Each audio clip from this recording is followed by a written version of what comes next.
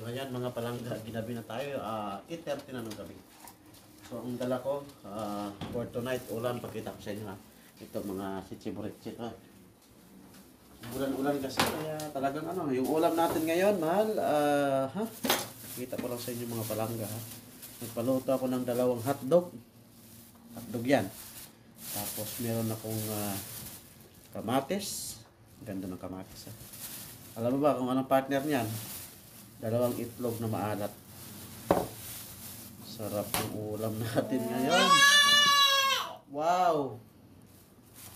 Ito mga hotdog. Ito. Sarap. Diba? Ganun lang. Ang last kong pasahero pala.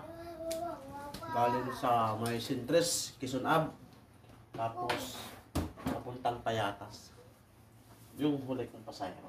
Mga palangga, basa-basa. Ganun talaga buhay. Alam nyo na, shout out sa mga bagong followers ha.